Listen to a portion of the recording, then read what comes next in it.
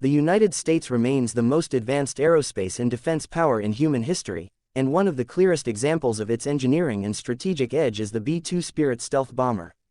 Designed during the Cold War and introduced into service in the 1990s, the B-2 was built with a singular purpose: to project long-range, precision strike capability anywhere in the world, with minimal risk of detection or interception.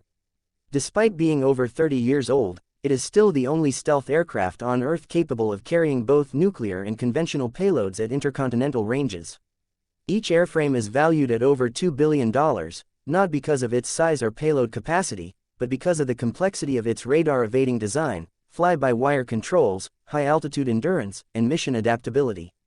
In terms of strategic reach, flexibility, and survivability, it remains unmatched by any other nation's bomber fleet, and its operational value has not diminished even in today's era of hypersonic weapons and integrated air defense systems.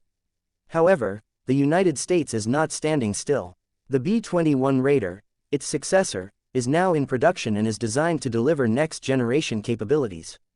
As the B-21 begins to enter service, the B-2 fleet will be gradually retired, not because it has become obsolete, but because the United States is advancing even further ahead.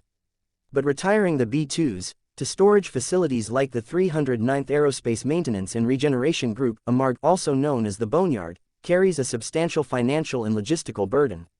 These aircraft are not standard airframes. They require secure facilities, continued protection of classified technologies, and specialized maintenance even in retirement. Cannibalizing them for spare parts is limited in value and fails to leverage the full operational potential of the fleet. Rather than decommissioning these strategic assets prematurely, the United States should consider transferring its entire remaining B-2 fleet to Australia, a long-standing, technologically capable, and strategically aligned ally. The rationale is not sentimental. It is grounded in military logic, deterrence theory, and force projection. Australia is one of the Five Eyes intelligence-sharing partners, possesses a high degree of interoperability with U.S. forces, and is geographically located at a critical junction in the Indo-Pacific region. As regional security dynamics continue to shift, particularly with the increasing range and complexity of missile systems and power projection platforms from potential competitors, it is imperative for the United States to ensure that its allies have not just defensive capabilities, but offensive reach.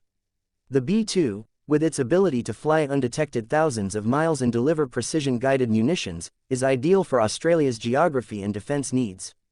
Operating from upgraded bases such as RAAF Tyndall in the Northern Territory, B-2 bombers could reach nearly every strategic point across the Indo-Pacific in just a few hours, without requiring forward basing in contested or vulnerable areas.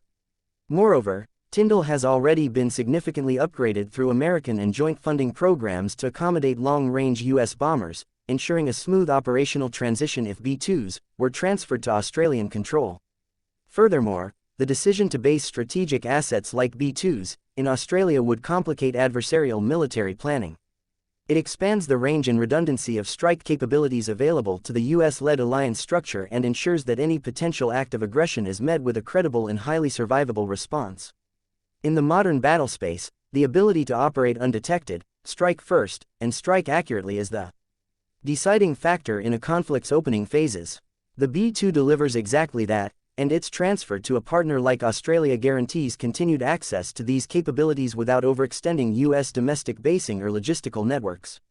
Beyond immediate tactical benefits, gifting the B-2s to Australia would serve as a major force multiplier for long-term allied development. The Royal Australian Air Force would gain unprecedented experience in operating high-end, low-observable strategic aircraft, thereby preparing it for potential future acquisition of the B-21 Raider. Given that the B-21 is expected to be operational in the 2030s, and likely exportable to key allies in the 2040s, Australia's early exposure to stealth bomber operations would place it decades ahead in regional force planning. It would ensure seamless integration of next-generation platforms and maintain regional airpower dominance in a way that no adversary could counter easily or cheaply. Australia's vast airspace and low civilian air traffic density offer a perfect environment for long-range stealth training, low-level flight exercises, and multi-sortie operations that would be logistically difficult or politically sensitive to conduct inside the continental United States. This enhances allied readiness, expands joint training capabilities, and builds institutional capacity that strengthens the U.S.-Australia alliance structurally, not just symbolically. Critically, This transfer could be accomplished without altering the strategic nuclear posture of either country. The B-2s could be converted to conventional-only configurations, eliminating any policy conflicts while maintaining the aircraft's deep strike conventional capabilities.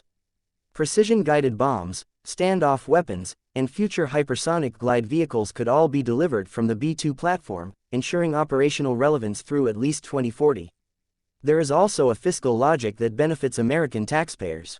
The cost of maintaining, securing, and eventually dismantling or storing stealth bombers in the United States runs into the billions over decades. Transferring them to an ally offsets those costs while extracting maximum strategic value from sunk investments. These aircraft have already been built, tested, and proven.